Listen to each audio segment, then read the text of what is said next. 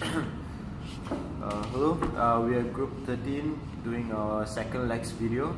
So I start with introductions of ourselves. My name is Ashutosh Kumar, metric number 175582. I'm Siti Nazrul Atira with Ismail 174530. Hi, my name is Brian, 175634. Hi, I am Nurshada binti Nur Samad, 175229. The topic for today that we have chosen goes something like healthy animals. Okay, there's a dash in it, so I'll just say leading to safe meat, which leads to a healthy human. So we have to talk about these three stages: healthy animals, safe meat, and healthy human. Meat production itself. So, and the title for the whole conversation would be meat inspection, etc. So, Siti, would you like to start? Okay. I would like to give points like pre-harvest and post-harvest. Do you heard about that? Yeah. I think I heard about In the class. Can you explain more? about their pre-harvest, what is post-harvest. But you said you heard about this, right? Maybe I heard. I'm not sure. Pre-harvest, I think from the farm. Pre-harvest and post-harvest is like from the farm to the table of human to consume the meats. So pre-harvest is where it's situated usually. At the farm Before before slaughter. before slaughter. Yeah, because of Yeah. because I've read something. Ooh. From the public health book, the Don't big lie. book. You never read. I saw that it said that for the pre-harvest, it's until the animal. The cut-off point is when the animal's dead, when there's no more physiological process changes inside the body. So that one is pre-harvest. Oh. Yeah. So after that is harvest and post-harvest. Okay, you can continue. Okay, well, I think the basic concept what Naz and Shud is trying to say is when you talk about pre-harvest, it is the farm process. It is whatever processes that the veterinarians or the farmers do at the farm up until the point where the animal is actually slaughtered, and up till then it's pre-harvest, and then harvest is when we clean the animal, we clean the meat, not to say clean, but we chop it up into different segments for different parts of consumption. We separate the internal organs and then we store it. So that is until harvest, and post-harvest is from the moment we store up until it goes into table for our consumption. So let's talk about the healthy animals first, which is the pre-harvest part of this topic. So what makes an animal healthy enough to be consumed? I think it all starts at the farm itself. So when we talk about healthy animals, we cannot ignore the fact that farm management or the animal management on the farm itself plays a huge role in this. So some of the ways in which animals are managed. Yeah, I think one of the most important thing is to tighten the biosecurity inside the farm. So Yeah, biosecurity is a major yeah, factor. because we want to prevent the disease from outside to enter the farm, as well as this from inside the farm to go outside to contaminate it. So basically, when you're talking about healthy animals for consumption, you're talking about disease-free animals, right? Yeah. Okay. So how, as a veterinarian, can we think of ways to keep our herd disease-free, herd of flock This is disease-free? the common would be the herd health programs, right?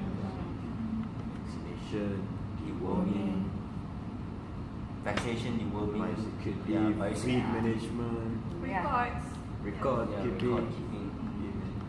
record keeping, parasite management. So I think what I mean for a basic understanding of what we just said is that if we vaccinate our animals against certain diseases, they are more protected, hence they won't get those deadly diseases that can cause severe economic losses, What are some of them? like FMD, FMD, pneumonia, hemorrhagic Big septicemia. Yeah. So these are diseases that can cause severe economic loss. So another thing would be deworming, which is done yearly, I think. It should be done. Usually deworming programs are yearly. For Anyone want cattle, to? I yeah. think it's Elaborate not more? yearly, it's I too think- long.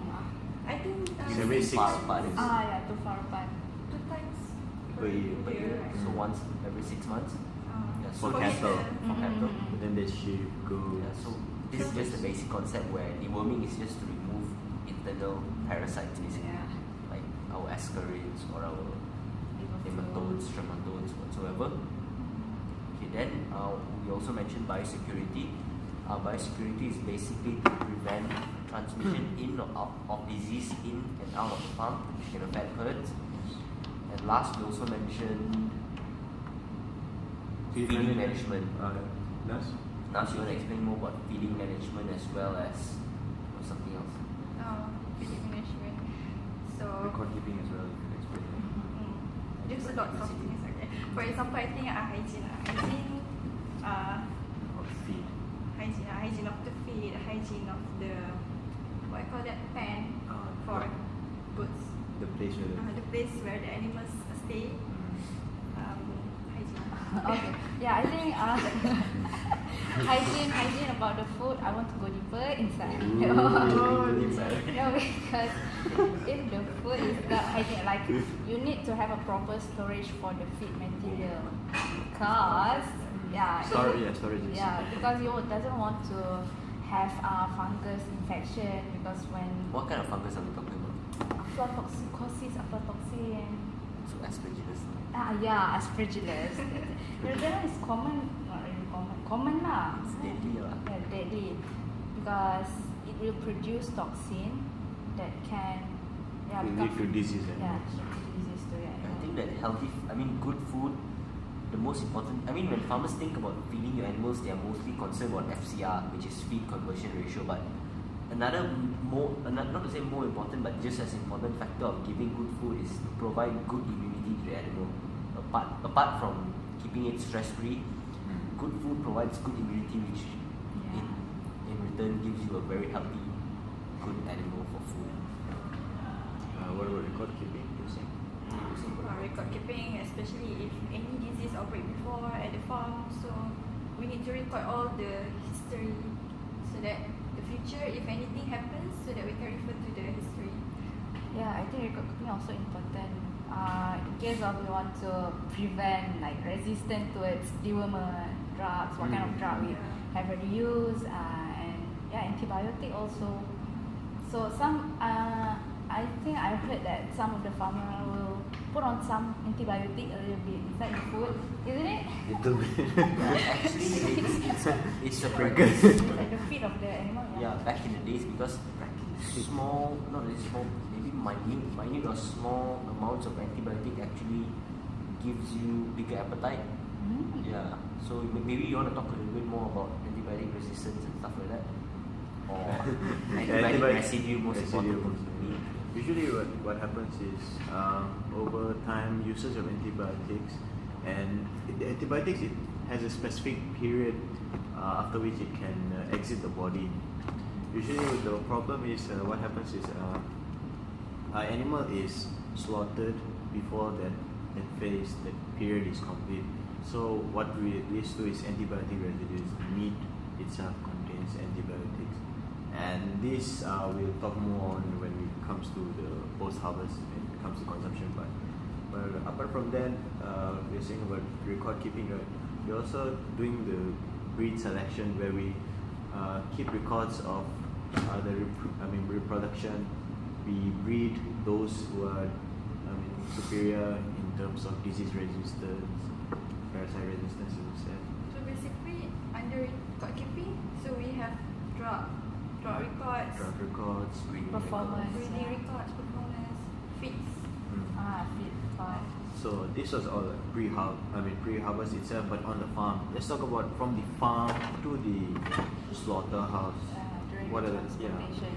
So I think during the transportation is also important. We need to take care of because during the transportation you doesn't want to let the animal have really high stress because they'll have some physical changes Low inside the immunity, body. Physiological changes. Low immunity.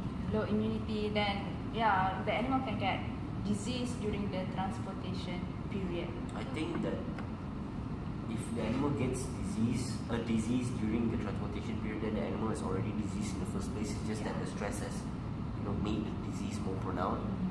But I think that I think, in my personal opinion, I think that transport is not towards the safety of the meat, but more towards the quality of the meat. Because if it's a stressed animal, then they will produce a lot of lactic acid, and you don't have a lot of physiological changes. We can change the quality of the meat, so it turns the meat acidic and soft, which is, you know, you can't sell it. Yeah, who wants to buy this? Because our term is not healthy meat, it's safe meat. Yeah. How the transportation can be a predisposed factor to the stress, animal stress. How Okay, I mean, imagine if, for example, poultry. We transport day-old chicks in the middle of the night, right? Because one thing, it is cool, it's quiet. Imagine you are just born and people put you in a quiet, dark place to transport you. You're more happier, right? Agreement. Yeah. But imagine that once you're hatched and you've already gone through all the vaccination and stuff, and someone puts you in a hot truck in the middle of the day with the cars passing you by non-stop on the highway, yeah, how would you feel? Stress, right? Yes, yes. Yeah. So the tendency of you actually dying, for animals especially, is very high, because unlike humans, they can't control, like, okay, it's time for me to calm down. No, they don't do that, just go all out. Okay. Transportation itself, but then there could be also injuries during the transportation. There could be, other animals stepping on example of injuries or animal physical stress. injuries, physical. Mostly during transportation, you have injuries, usually physical. Statistically speaking, transportation, they usually farmers, they have a certain value or amount that they expect, they estimate that could reach the slaughterhouse. It's not always. Farmers are also realistic. They never expect all 100% of, okay, there's 20 animals sent to the slaughterhouse, but all 20 animals will be in no tip-top condition when it goes out. So there is always a negligible figure that needs to be applied when you transferring animals. So- that things could go wrong. So they usually just increase the number of the animal. Probably depends on your arrangement with whoever's buying it. Okay, so what about in the slaughterhouse itself? So in the slaughterhouse, usually you should quarantine them, right? Let them rest for a few hours before slaughtering. Let them calm down, and then if the animal appear really dirty, we need to clean them first, the hides. So how many 24 hours before No. they're busy? Chickens, Quarantine for a few hours. Poultry are a few hours only, but I'm not sure about cattle. Okay, now let's just talk about safe meat. So, I think before slaughter, there is a pre-slaughter inspection, right? By a veterinarian. So basically, we will check on whether or not the animal is clean, dirty. Like usually, if the animal is too dirty, we probably won't slaughter it. Probably we'll just clean it up and reconsider. But there's also disease check where there's 3 parts. One is a healthy animal, which is of course given immediately for slaughter. Second is a diseased animal, which is not slaughtered at all. Third is a questionable animal, where we will separate it into a separate pen and then go over it again more thoroughly to determine if it's safe for slaughter. All of this is done so that at the end, the products that we get is almost certified disease free. You can't know, right, what is in.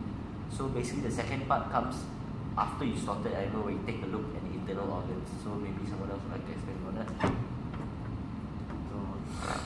Internal organ after slaughter. It's like a post-mortem inspection, something like that. Pre-mortem, post-mortem. Usually what they do is they don't do post-mortem inspection on all animals. They do on randomly selected animals. Yeah. So that random selection represents the whole. Because imagine the time it would take to one animal, let's check the liver, let's do this, It that, takes all time, this. right? Yeah. So it take a lot of time. So it's usually randomly selected, and they just observe the internal organ. If say there's something wrong with the internal organ, right? Like cysts, sarcoidosis, they'll just reject the internal organ, right? If the meat is okay, doesn't have any defect, they will just proceed for processing, isn't it? Yes.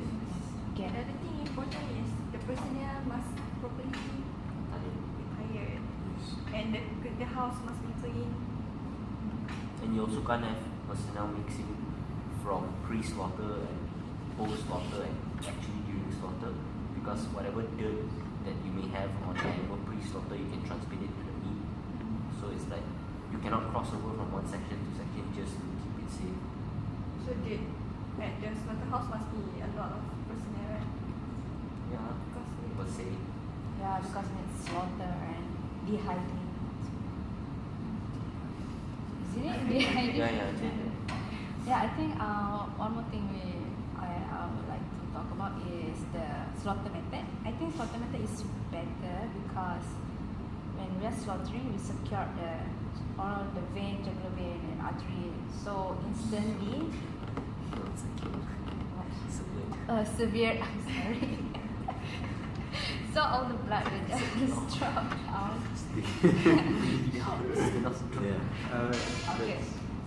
Different slaughter methods are applied in different countries. In Malaysia, it's the what's it called? halal method. Yeah. Halal method. Slaughtering. That's supposed to be done in a very clean manner, right? Yeah, To and prevent really. contaminants. The people from Jakim, personnel from Jakim can come.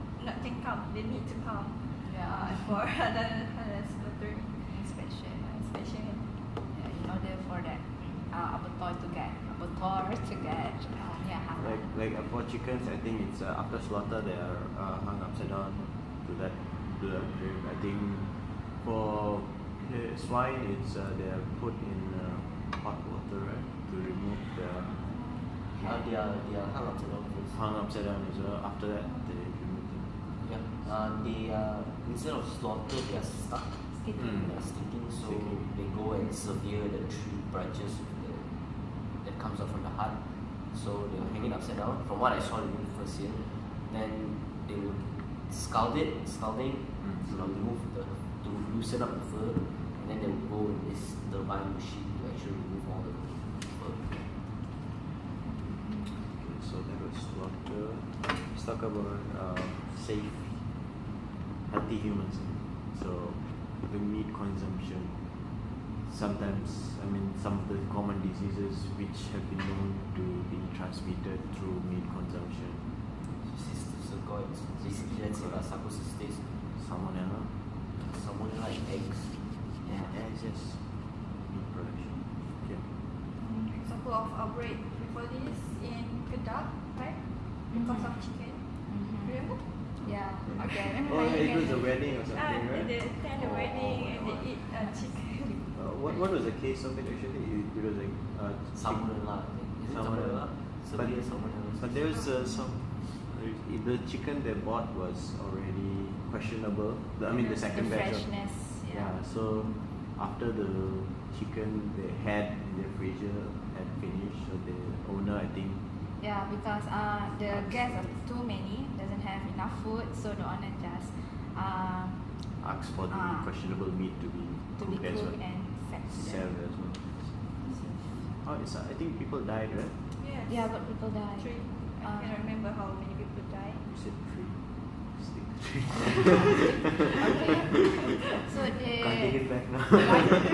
died acutely, right? Yeah. Because of dehydrated. Dehydration. Severely dehydrated. Yeah. What else for healthy humans? After meat inspection, they also have the grades, right? The percentage of fat in the meat, and when people like to eat healthy, so they consider that grading quite. Actually, the marbling is the more fat there is, the more expensive. They're more expensive, yeah. Because fat gives the flavor. But then still, some people go by those grades to control their diet. Yeah, I think for the meat consumption aspect, the way of cooking also will affect the safety of the meat, because in Malaysia we really heard disease like Yeah. disease like tetanus, whatsoever. Tenusis. Tenusis. Sodium. Yeah, from the meat, because the way we cook here is we really cook it You like cook for it. 4 hours. 4 hours.